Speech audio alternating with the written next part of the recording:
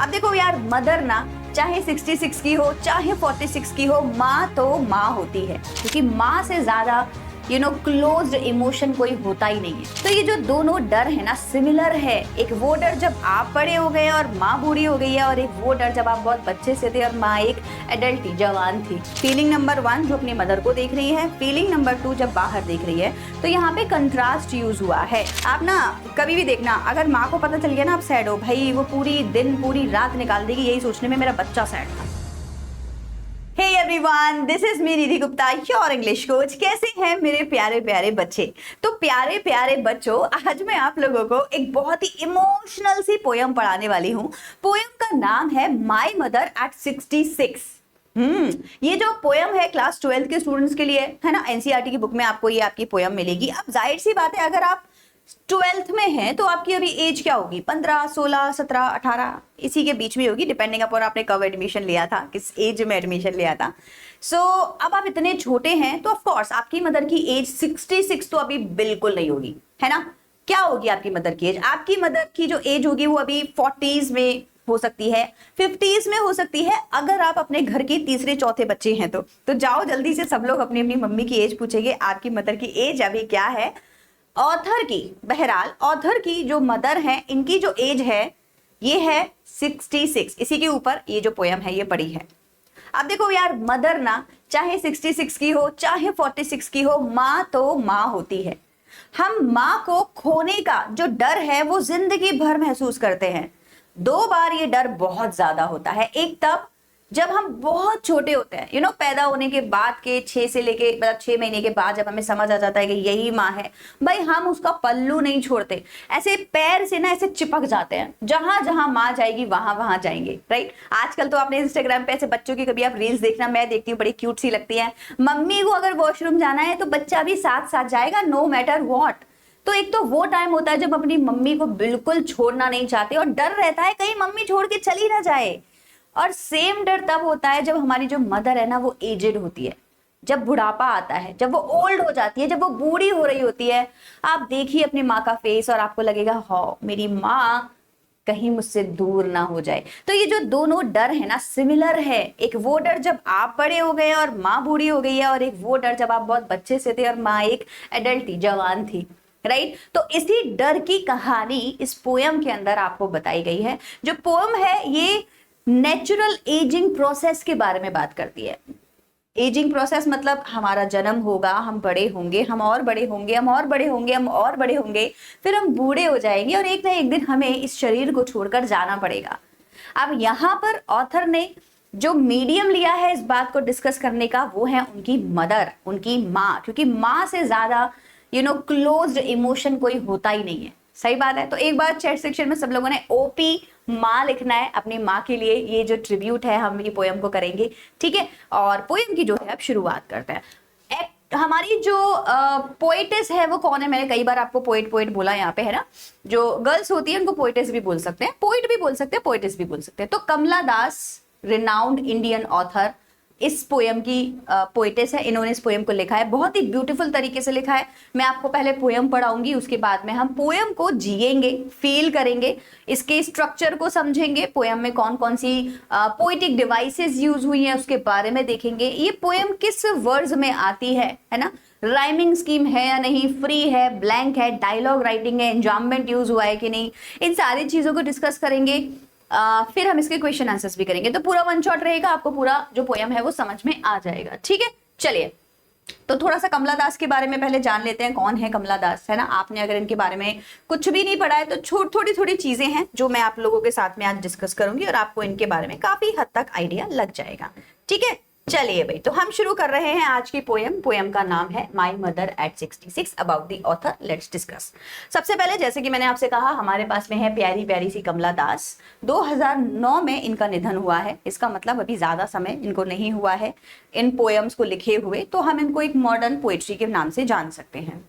इनका जो जन्म है वो केरला में हुआ है और इन्होंने जो लोकेशन इस पोयम के अंदर यूज करी है वो भी केरला में है। अब केरला आपको पता होगा इंडिया के साउथ में पड़ता है, राइट। बहुत ही प्यारा स्टेट है। इसको किंगडम ऑफ गॉड भी बोला जाता है ना, भगवान का घर है ये। She is recognised as one of India's foremost poet, famous है, इंडियन है, सबसे बड़ी बात है इंडियन है। इंडिया की नाम से आपको पता चल गया होगा, कमला दास, और दिखने में ऐसी लगती है ना, लगती थी, तो दिखने में ये ऐसी लगती थी। बहुत ही इमोशनल पोएम ये लिखा करती है, रिलेशनशिप के बारे में ये लिखा करती है। So her works are known for their originality, कहीं से कॉपी पेस्ट नहीं किया है, अपनी ओरिजिनल लैंग्वेज ये लिखती हैं। वर्सिटैलिटी है, वैरायटी बहुत ज्यादा मिलेगी इनकी पोएम्स के अंदर आपको। इंडिजिनस फ्लेवर मिलेगा अपनी सॉइल का, जहां रहती है वहां के अंश अपने पोएम के अंदर बहुत ज्यादा यूज करती हैं। काफी नॉवेल्स भी इन्होंने लिखी हैं, ऐसा मत सोचिएगा कि खाली पोएम लिखती हैं, शॉर्ट स्टोरीज भी लिखी हैं, एक दो शॉर्ट स्टोरी शायद आपने पढ़ी भी होंगी। इनकी जो लैंग्वेज है, जाहिर है कि ये केरला से है, तो इनकी जो लैंग्वेज होगी वो मलयालम है, ठीक है। और एक और बड़ी इंपॉर्टेंट एक जीके का क्वेश्चन है, आपके एमसीक्यूज में भी आ सकता है। जिस वर्ड को ये यूज करती हैं एज अ पेन नेम, है ना, मतलब इनका जो पेन नेम है, पेट नेम है, या जिस नाम से ये लिखती है, कई सारे राइटर्स क्या होते हैं ना, जब लिखती है ना तो लिखते हैं ना, तो अपना नाम ना यूज करके एक पेट नेम यूज करते हैं, जिस नाम से इनकी पहचान शब्दों के मार्केट में होती है ना, इसी नाम से इन्हें जाना जाता है। तो इनका जो नाम है वो है माधवी कुट्टी, ये आप याद रख लीजिएगा, कमला दास माधवी कुट्टी का ही नाम है, माधवी कुट्टी कमला दास का ही नाम है, ठीक है। चलिए, इन्होंने 5 बुक्स ऑफ पोएट्री लिखी हैं, उसी में से एक पोयम है जो आज हम पढ़ेंगे। क्लियर हो गया? इनकी जो राइटिंग है वो ह्यूमन रिलेशनशिप के कॉम्प्लेक्स नेचर के बारे में डिस्कस करती है। तो ह्यूमन रिलेशनशिप को ये बहुत अच्छे से अपने लिरिकल इडियम्स में, मतलब कि अपनी पोइट्री में उतारती हैं और हमें बताती है। यहाँ आज जिस रिलेशनशिप की हम बात कर रहे हैं वो होने वाली है एक मदर इन एक डॉटर की रिलेशनशिप, राइट, कि एक डॉटर अपनी मदर को जब पास से देखती है तो क्या फील करती है।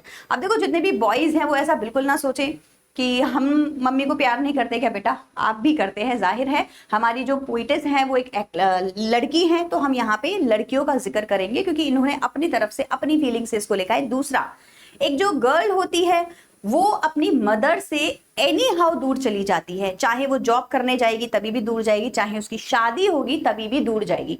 तो उसका जो प्यार है माँ के लिए वो एक अलग ही अटैचमेंट वाला प्यार होता है। अगर हम लोग बात करें जो ट्रेडिशनल फैमिलीज हुआ करती थी, वहां जो बेटा है वो अपनी माँ के साथ रहेगा और बहू घर में आएगी, राइट। आजकल तो सिनारियोज बहुत अलग हो गए हैं, बेटे भी चले जाते हैं, बहुएं भी चली जाती हैं, है ना, दैट्स अ डिफरेंट स्टोरी। बस कहने का मतलब ये है कि यहाँ जो लव है वो सेपरेशन का माँ और बेटी का दिखाया गया है, क्योंकि बेटी शादी करके अपने घर जाती है तो अपनी माँ को मिस करती है, ठीक है। चलिए, बिफोर यू रीड पोएम के अंदर आपको बताया जाता है कि जो पोएम है यहाँ पर एजिंग प्रोसेस का जिक्र किया गया है और बताया गया है कि जो एजिंग प्रोसेस है ये नेचुरल है। एजिंग प्रोसेस मतलब मैंने अभी आपको इंट्रोडक्शन में बताया, हमारी जो उम्र है समय के साथ साथ बढ़ती जाती है। आप भी देखो, एक छोटे से नुन्नू से बच्चे थे, जब अपनी मम्मी की गोदी में रहते थे, 1 2 3 4 साल तक माँ ने गोद में लिया, फिर आप बड़े हो गए, माँ ने कहा बेटा बस आप गोद में लेने लायक आप नहीं हो, जाओ दुनिया घूमो, तो फिर आप बड़े हो गए, अब आप 12th में हो, एक हट्टे खुट्टे इंसान हो, तो अब सोचो माँ आपको गोद में कैसे लेगी। तो आपने भी एजिंग करी ना। अब एजिंग का जो प्रोसेस है आपका भी बढ़ रहा है और माँ का भी बढ़ रहा है, तो ये एक नेचुरल प्रोसेस है, इसमें हमें ज्यादा परेशान होना या ज्यादा सोचने की जरूरत नहीं है। लेकिन इंसान है और इंसान के अंदर दिल है और दिल के अंदर फीलिंग्स है, तो फीलिंग्स तो बेटा आएंगी ही आएंगी, right. So have you ever thought what your our elderly parents expect from us. ये भी एक मैसेज है जो आपको इस पोएम के अंदर मिलता है। कभी सोचा है कि हमारे जो पेरेंट्स हैं वो हमारे बारे में क्या सोचते हैं, हमारे लिए क्या सोचते हैं, हमसे क्या चाहते हैं, what do they want from us, क्या चाहिए उनको हमसे। उनको चाहिए हमारा थोड़ा सा टाइम, जब भी हम उनके पास जाएं एक प्रोडक्टिव क्वालिटी टाइम स्पेंड करें उनके साथ, क्योंकि हम बड़े हो रहे हैं और हमारे पास जिम्मेदारियां बहुत सारी हो गई हैं।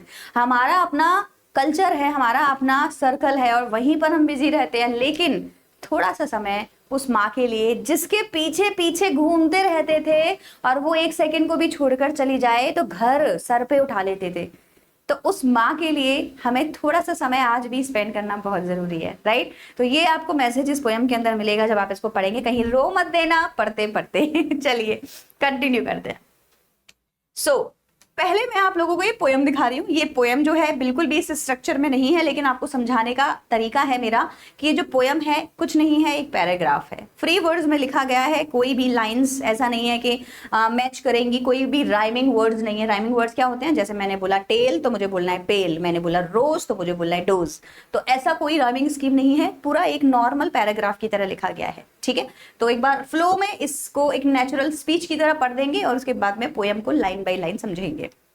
Driving from my parents' home to Cochin last Friday morning, I saw my mother beside me, doze, open-mouthed, her face ashen like that of a corpse, and realized with pain that she was as old as she looked. But soon put that thought away and looked out at young trees sprinting, the merry children spilling out of their homes.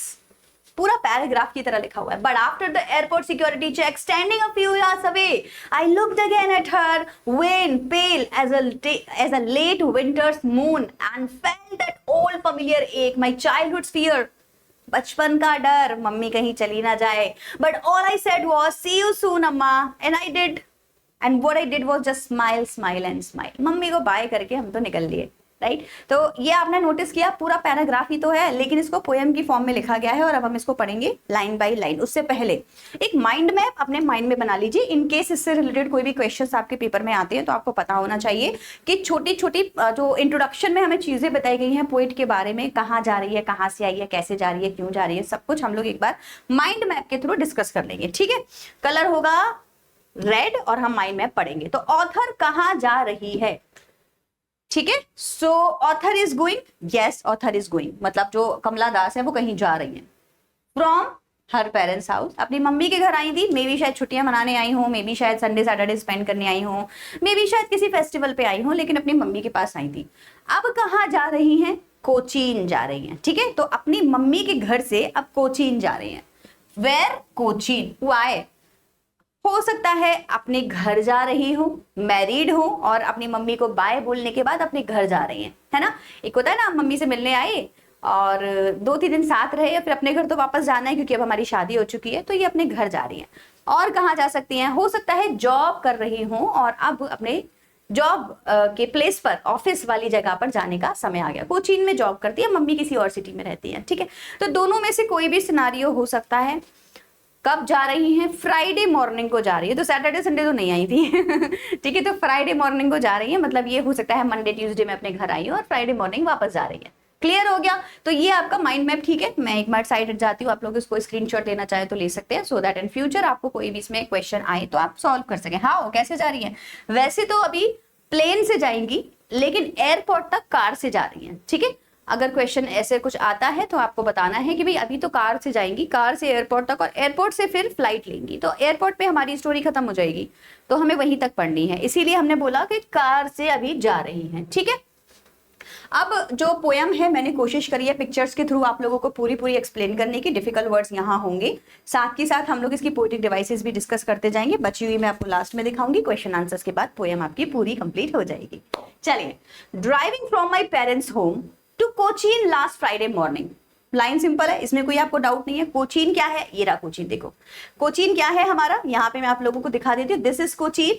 ठीक है, केरला में किनारे पर एकदम, है ना, तट के किनारे आपको क्या मिलेगा, कोचीन मिलेगा। बहुत ही ब्यूटीफुल प्लेस है, आप चाहें तो इसको घूमने भी यहाँ पर जा सकते हैं। तो कहाँ जा रही हैं, कोचीन जा रही हैं। ठीक है, एक मिनट रुको, मैं ना एक हाइलाइटर ले लेती हूँ सो दैट आपको कुछ भी बताना रहेगा तो मैं इजीली बता पाऊंगी। ठीक, चलिए, सो जो हमारी पोइटेस हैं वो कोचीन जा रही हैं, ड्राइविंग कर रही हैं, मतलब कार में है इस टाइम, तो हो सकता है कैब ले रखी है, हो सकता है खुद ड्राइव कर रही है। खुद तो नहीं करेंगी ड्राइव क्योंकि वापस इनको जो है आना नहीं है, ये प्लेन से चली जाएंगी, तो हम क्या बोलेंगे कि ये कैब में है। So driving from my parents home, घर से, पापा के घर से निकली है, पेरेंट्स के घर से निकली है, कोचीन जा रही है। कोचीन क्या है, केरला में ही जगह है, मैंने आपको बता दिया है। फ्राइडे मॉर्निंग को जा रही है, तो ये कब जा रही हैं, किस दिन जा रही हैं, फ्राइडे मॉर्निंग को अपने घर से निकलकर, पेरेंट्स के घर से निकलकर कोचीन जा रही हैं। I saw my mother. अब मजे की बात यह है कि जाते जाते रास्ते में इन्होंने अपनी माँ को देखा। एक सीट पर ये बैठी थी, एक सीट पर इनकी माँ बैठी थी, तो इन्होंने ऐसे गर्दन घुमाई और देखा कि इनकी माँ सो रही हैं। और ये काफी समय, काफी अरसे बाद था कि इन्होंने अपनी माँ को इतनी पास से देखा था, इतने सुकून से देखा था, इतने ठहराव में देखा था। नहीं तो हमेशा तो ये जल्दी जल्दी में रहती थी, तो माँ को इन्होंने इतनी पास से देखा नहीं। पर आज इन्होंने माँ को देखा, आज इन्होंने माँ को देखा। और क्या देखा? I saw my mother beside me. Beside का मतलब क्या होता है बेटा? मेरे पास, नियर, पास में। डोज, माँ सो रही थी। माँ क्या कर रही है? एक शॉर्ट स्लीप ले रही है, क्योंकि अब ऐसा तो नहीं है 4-5 घंटे सोएगी, आधा घंटे का रास्ता है तो 20 मिनट के लिए माँ सो गई। माँ सो रही है ओपन माउथेड। ओपन माउथेड कैसा? ऐसा।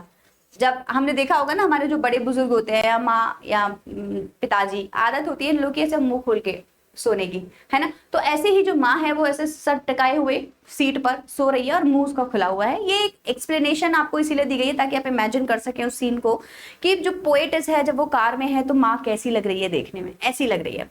हर face ashen like that of a corpse. उसका जो फेस है वो कैसा दिख रहा है? एशन, ऐश के जैसा, राख के जैसा, कलरलेस। क्या बोलेंगे? बिल्कुल कलरलेस बोलेंगे, या फिर थोड़ा सा येलोइश बोलेंगे, है ना। तो पेल भी कलरलेस को ही बोलते हैं। तो वो थोड़ा कैसा होता है, जब कहते हैं ना चेहरे का रंग कैसे फीका पड़ गया, बिल्कुल वैसा फीका पड़ा हुआ कलर का फेस माँ का है। हर फेस एशन, एशन मतलब ऐश जैसा हो गया है, like that, like that, like that of a corps. अब कॉर्प्स क्या होती है भाई? कुछ समझ आ रहा है इस पिक्चर से आपको? RIP, इंसान जा चुका है। मतलब कि when you are no more, जब आप ज्यादा नहीं होते हैं इस धरती पर, अस्तित्व खत्म हो जाता है तो आप मर जाते हैं, हम ऐसा बोलते हैं। एक डेड बॉडी होती है, डेड बॉडी, उसको बोलते हैं corpse, dead body, you are no more, okay, expire हो गए आप। सो यहाँ पे बोला जा रहा है कि माँ का फेस देखने में ऐसा लगा कि वो तो अभी मर चुकी है। बिल्कुल फेस का कलर ऐसा था जैसे एक डेड बॉडी के फेस का कलर होता है। डेड बॉडी के फेस, डेड बॉडी के अंदर जो ब्लड है वो सर्कुलेट होना बंद हो जाएगा, जाहिर सी बात है, प्राण निकल चुके हैं। तो जो रेडनेस है, पिंकिश जो भी आपका था बिहेवियर, या जो आपका कलर था फेस का, वो पेल हो जाएगा, कलरलेस हो जाएगा, फीका पड़ जाएगा। तो डेड बॉडी की तरह देखने में आज लग रही हैं। और जैसे ही उन्होंने ऐसा फील किया कि मम्मा तो ऐसा लग रही है कि गई, एकदम से गूज बम्स, पूरे शरीर में एक अलग सी हलचल हुई और उनको टेंशन होने लगी। बोली उफ, ये मैं क्या सोच रही हूँ, राइट। ऐसा होता है ना, कभी कभी हम नेगेटिव थॉट सोचते जाते हैं, फिर एकदम कहते हैं ओहो क्या सोच रही हूँ मैं, छोड़ो छोड़ो छोड़ो, कहीं और अपने आप को डाइवर्ट करो। तो इन्होंने भी खुद को डाइवर्ट किया, इन्होंने भी अपना माइंड डाइवर्ट किया। सो इनकी मदर जो है बिल्कुल ऐसी लग रही थी जैसे डेड बॉडी हो गई, and realized with pain that she was as old as she could looked. और मैंने पेन रियलाइज किया, मुझे समझ आया, अंदर एक पेन हुआ, हल्का सा चुभन हुआ, that she was as old, कि आज तो ये बूढ़ी लग रही है, बूढ़ी लग रही है बहुत ज्यादा, as old as she looked, जैसी दिख रही हैं उतनी ही।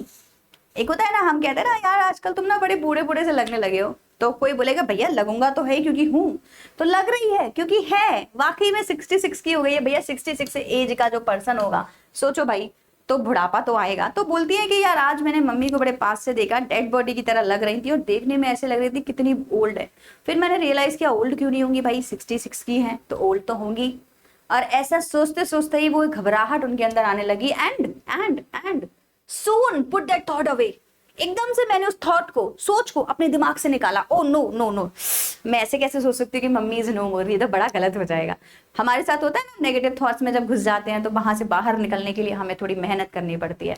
तो एकदम से पुट दैट थॉट अवे, दिमाग से उस थॉट को अवे किया, बाहर निकाला मैंने कि नहीं यार ऐसे नहीं सोचना है अपनी मॉम के लिए। And looked out at young trees sprinting. तो क्या करें, अगर गलत गलत ख्याल आ रहे हैं तो क्या करें? कई तरीके होते हैं, माइंड को डाइवर्ट करिए, अच्छे समय के बारे में सोचिए, या फिर नेचर की तरफ चले जाइए। तो पोइटिस ने भी क्या किया, यहां से अपनी नेक घुमाकर यहां कर दी, गर्दन इधर कर दी, और इधर थी विंडो, विंडो के बाहर थे ट्रीज, बाहर का नजारा। तो ये ट्रीज को देखने लगी, तो बाहर बहुत सारे ट्रीज थे और ये लुक्ड एट यंग हरे भरे ट्रीज स्प्रिंटिंग, भाग रहे थे।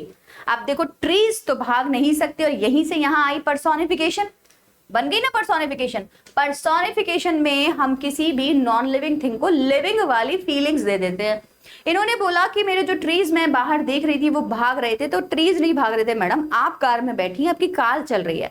अब आप लोग इमेजिन करिए, आप में से जितने भी बच्चे कभी बस में बैठे हो, कभी कार में बैठे हो, तो आपने नोटिस किया होगा ट्रीज जो है वो ऐसे जा रहे होंगे और हम ऐसे जा रहे होंगे, तो लगता है कि भाग रहे हैं, राइट। तो ट्रीज तो वही है जहां है, लेकिन मोशन का जो प्रिंसिपल है उसके हिसाब से हमें ऐसा लगेगा कि वो भाग रहे हैं। तो मैंने साइड में देखा और मुझे ट्रीज दिखे जो भाग रहे थे, मेरे को जान में जान आई, सांस में सांस आई। मैंने कहा हो गॉड, थैंक गॉड, इतना नेगेटिव अब नहीं सोचूंगी जितना नेगेटिव मैं अभी सोच रही थी। और मैं बाहर देखने लगी। मैंने और क्या देखा, मैंने मैरी चिल्ड्रन देखे।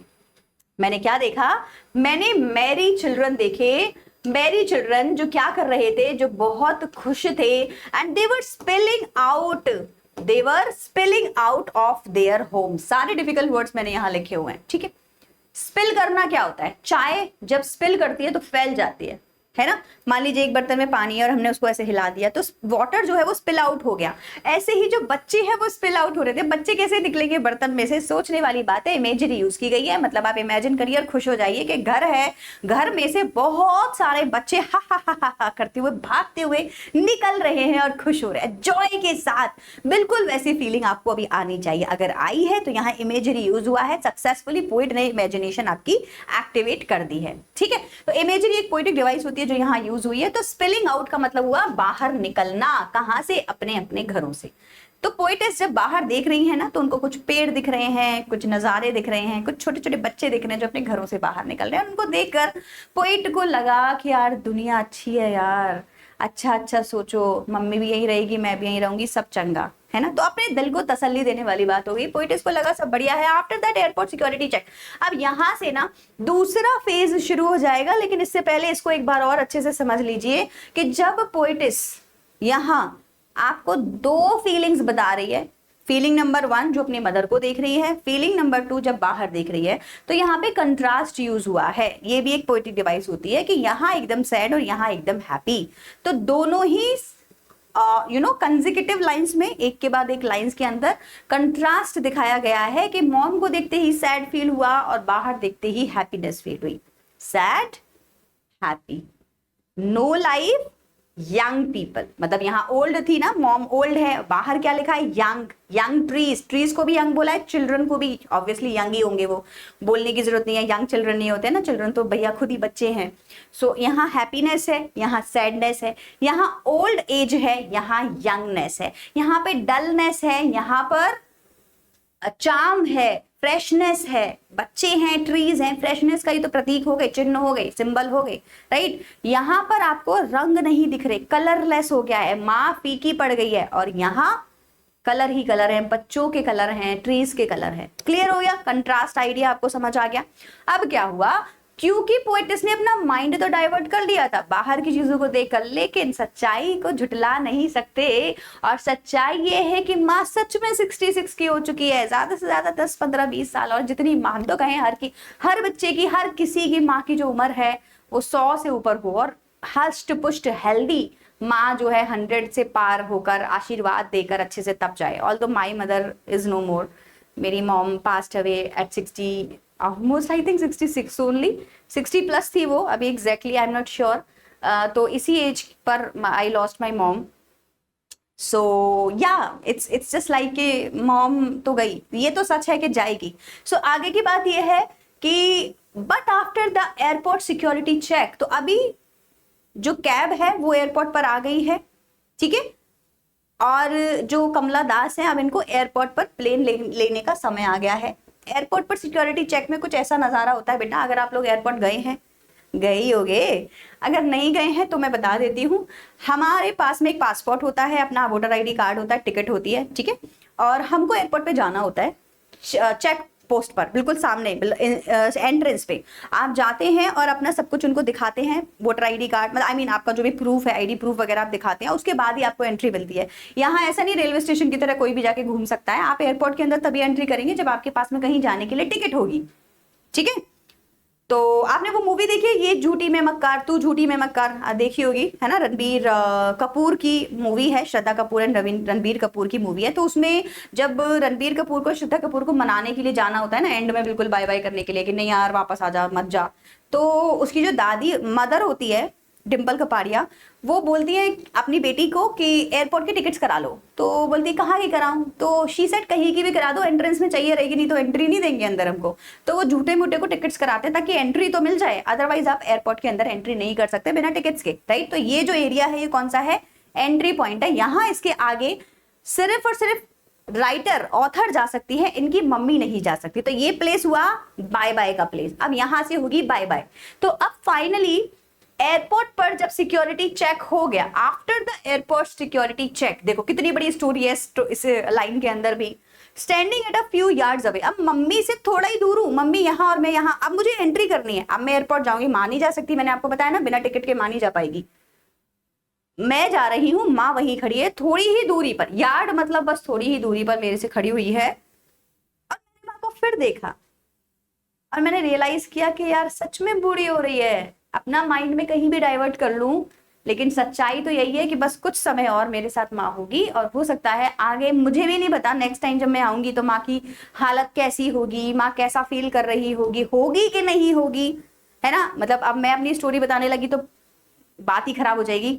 तो कहने का मतलब है कि आपको पता नहीं होता, जब आप अपनी माँ को बाय करके जाते हैं तो वापस आपको कभी माँ आपको इसी रूप में मिलेगी या नहीं मिलेगी, राइट। तो ये फीलिंग यहाँ पर बताई गई है। So but after the airport security check, standing a few yards away, I looked again at her, मैंने उसको फिर से देखा, अपनी माँ को मैंने फिर से देखा और मैंने रियलाइज किया, I saw, I looked again at हर, माँ कैसी है, वॉन हो गई है, पेल हो गई है। वॉन मतलब सेम, पेल वही, फीका पड़ गया है, कलर फीका पड़ गया है माँ का। As a pale as a late winter's moon, late winter's moon का मतलब क्या हो गया, विंटर का जो मून होता है ना उसके ऊपर फॉग चढ़ी होती है, तो वो दिखने में फ्रेश नहीं लगता। आप समर का मून देखो, साफ स्काई एकदम साफ, और मून दूर से आपको साफ सा दिखाई दे रहा। विंटर में क्या होगा भाई, थोड़ी थोड़ी ओस होगी, थोड़ी थोड़ी फॉग होगी, और सबके बीच धुंधला धुंधला सा चांद दिखाई देगा। तो वो क्लीन फ्रेश चांद नहीं होगा, वो फेडेड होगा। तो विंटर्स मून मतलब फेड। सीधा सीधा यहाँ पे हमारे सामने सिमली दिख रही है क्योंकि एजर लाइक यूजर, तो देखो सिमली हमने यहाँ यूज करी है, सारी में इकट्ठी आपको लास्ट में बताऊंगी। And felt that old familiar एक, और मुझे तभी की तभी ओल्ड पुराना, फैमिलियर जाना पहचाना, पेन दर्द हुआ। किसकी बात कर रही है, बचपन के दर्द की। वही जो हमने स्टार्टिंग में डिस्कस किया था कि माँ एक मिनट को भी दूर हो ना जाए हमसे, हमें इतना डर लगता था, माँ यही रहो मेरे पास में, है ना, रोते थे चिल्लाते थे, माँ को छोड़ के नहीं जाएगी। आपका अपना तो भूल गए होंगे क्योंकि आप बहुत छोटे थे। आप किसी छोटे बच्चे को देखना, अपनी मम्मी के ना ऐसे, जैसे हमारे सन के हम ऐसे रोटेट करते हैं ना, मतलब ऐसे रिवॉल्व करते हैं, ऐसे बिल्कुल ऐसे ऐसे ऐसे ऐसे घूमता रहता है माँ के चारों तरफ। माँ को छोड़ के जाना नहीं है, ऐसा करके रहता है। सो फैमिलियर एक मुझे फील हुआ, माई चाइल्डहुड फियर, बिल्कुल बचपन वाला डर, बचपन का प्यार मम्मी वाला। But all I said was, लेकिन मैं क्या कर सकती हूँ, कुछ नहीं कर सकती, मुझे तो जाना ही है। तो मैंने मम्मी को बोला सी यू अम्मा, फिर मिलेंगे। And I did was smile करी फेस पर, स्माइल रेपिटेशन आ रहा है, देखो यहाँ पे है ना, इसको रेपिटेशन बोलते हैं जब एक ही वर्ड बार बार रिपीट होता है। एलिटरेशन भी आ जाएगा, सा सा सा सा सा का साउंड आ रहा है। So what I did, I smiled and I said mom bye. मेरे साथ भी ऐसा ही हुआ था, मैं भी अपनी मम्मी को बाय बोल कर गई थी, लेकिन जब वापस गई तो माँ को मैं ठीक ठाक नहीं देख पाई। तो यू नेवर नो, जब आप अपनी माँ को बाय बोलते हो इस एज पर, तो आपको माँ वापस मिलती है कि नहीं मिलती है, उसका आइडिया लगाना बड़ा मुश्किल है। और यही सैडनेस यहाँ पर दिखाई गई है। ये है वो बचपन वाला प्यार जब आप अपनी माँ के लिए मरे जाते हो और माँ को छोड़ के कहीं नहीं जाते। बाकी डिफिकल्ट वर्ड यहाँ है। एक का मतलब होता है पेन, एक बोलते हैं हेड एक, स्टमक एक, ओके, तो पेन बोलते हैं उसको, दर्द जब होता है उसको। पोएम के स्ट्रक्चर की एक बार बात कर लें। आई होप आपको पोएम तो समझ आई गई होगी, है ना। बढ़िया लगी पोएम, मजेदार लगी, कहा था ना इमोशनल होगा। मम्मी को जाना प्यारा सा हक देना यार, ठीक है। पोएम को पढ़ते ही माँ के पास जाएंगे, माँ को एक क्यूट सा हक देंगे, बोलेंगे मम्मा आई मिस यू। ऐसे नहीं सोचना है मम्मा इज गोइंग अवे एनीवेयर, नहीं, मम्मा यही है, साथ है, सब बढ़िया है, लेकिन बस एक प्यारा सा हक।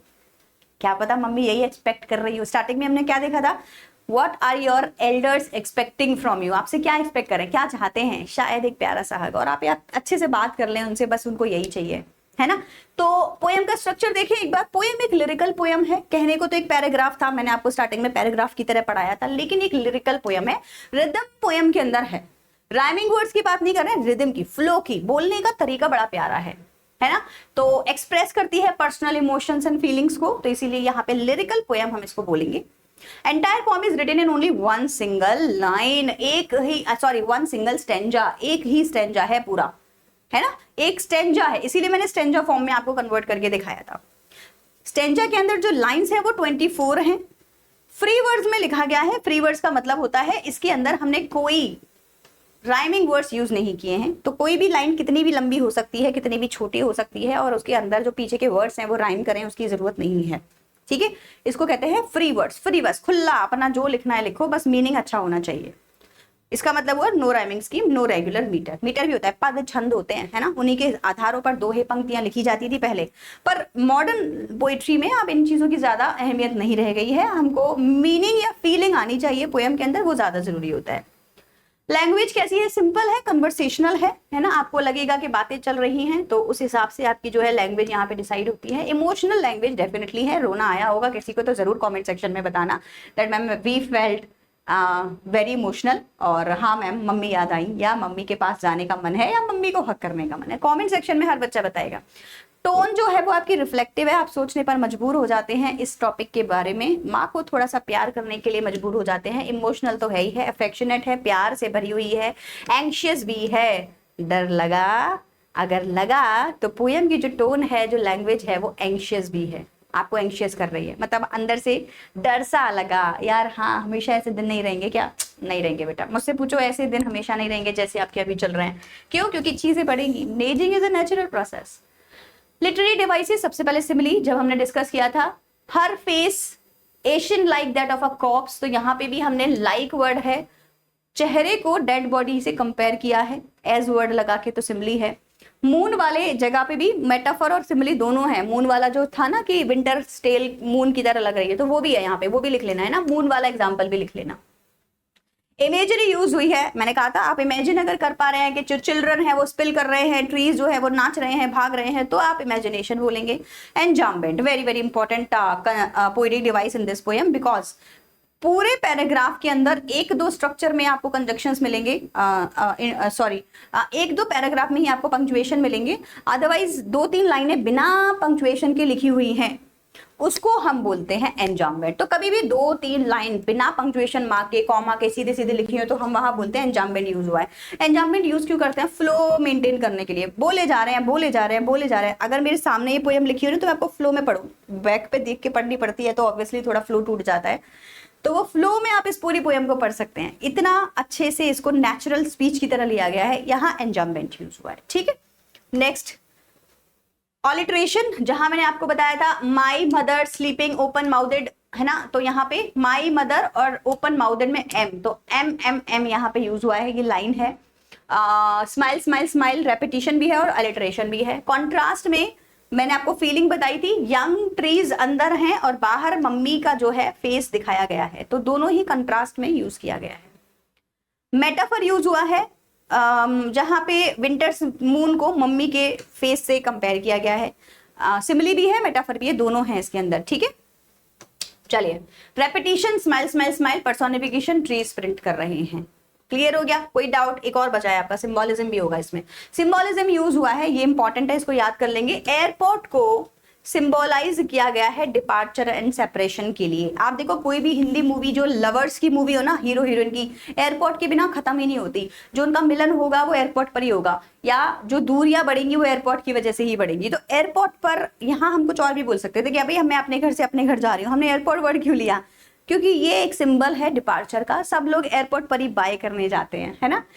मिडिल क्लास की मूवी होती, पोएम होती, तो हम ट्रेन रेलवे स्टेशन भी यूज कर सकते थे। अब पोएटिस हाई फाई हैं, थोड़ी कोचिन वोचिन जा रहे हैं तो इसीलिए इन्होंने airport. Anyway, this was a very lame excuse. Basically कहने का मतलब यह है कि डिपार्चर के लिए एयरपोर्ट को यूज किया गया एज अ सिंबल, ठीक है। चलिए, बाकी तो चिल्ड्रन और ये तो सिंबोलिज्म है ही है, तो आपको समझ आई होगी। चिल्ड्रन जो है वो यूथ और एनर्जी का सिंबल है। मैं आपसे कहती ना, यहाँ पे बिल्कुल एनर्जी नहीं है, यहाँ फुल ऑफ एनर्जी है।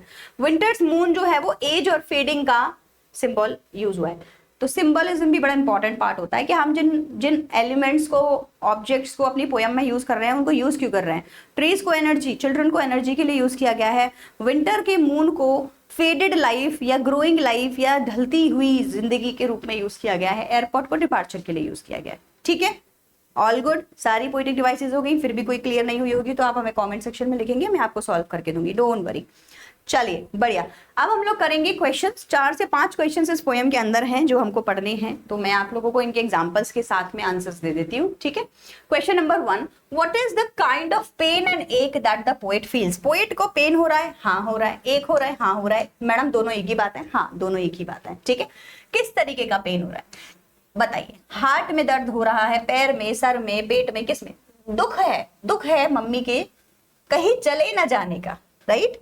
So the poet feels the deep emotional pain, लिख लो इसको ऐसे लिखना, डीप अंदर तक गहरा emotional pain of realizing her mother's old age, mummy की एज 66 ओल्ड है, हाँ दर्द है इस बात का। And the fear of losing her due to maybe her death, due to maybe the separation जो आज हो रहा है, आज भी तो मम्मी से बिछड़ रहे हैं ना, तो ये भी तो दर्द है, आज का भी तो दर्द है ना। ऐसा थोड़ी आंसुओं से बहा के बताएंगे तभी पता चलेगा कि हमें दुख है मम्मी के साथ ना रहने का और दूर जाने का, दिल में दर्द होता है, राइट। तो सेपरेशन आज वाला एयरपोर्ट पे जो बाय बोलना पड़ रहा है, और डेथ का सेपरेशन तो महा सेपरेशन है है ना, इससे तो डर है ही है, इस बात का तो डर है ही है कि माँ पता ना चली ना जाए क्योंकि ओल्ड एज है।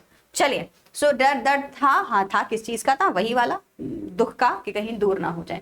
Why are the young trees describing as sprinting? Trees को स्प्रिंटिंग का नाम क्यों दिया गया है? भाग क्यों रहे हैं ट्रीज? बताना था कि जिंदगी रुकी नहीं है, अभी तो और आगे चलेगी, इसीलिए ट्रीज को स्प्रिंट करना बताया। ट्रीज तो वही खड़े हैं, स्प्रिंट भूल गए क्या? भागना। जब हम बस में बैठे हैं तो जो ट्रीज हैं वो जब चल रहे होते हैं तो ऐसे लगता है भाग रहे हैं, चल रहे हैं, वो नहीं चल रहे, वो वही हैं, हम जा रहे हैं। कंट्रास्ट दिखाना था माँ की एनर्जी से ट्रीज की एनर्जी को, इसीलिए वर्ड यूज किया गया है।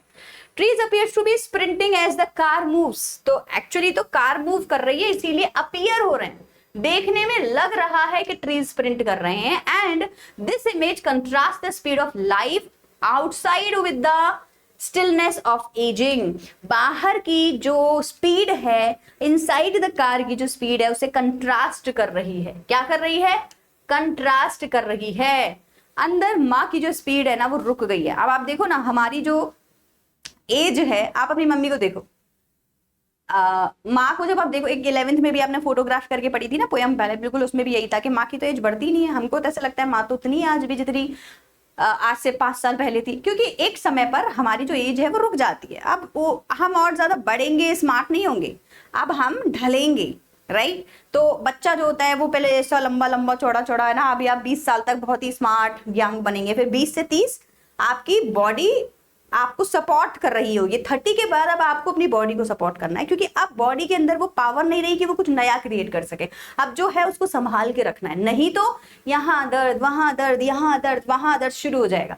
तो 30 तक बॉडी सपोर्ट करती है, 30 के बाद का जो रास्ता है वो आपको खुद तय करना होता है, बॉडी को सपोर्ट करना होता है।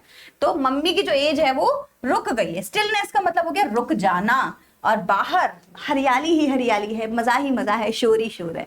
कंट्रास्ट आइडिया दिखाने के लिए स्प्रिंटिंग वर्ड को यूज किया गया था।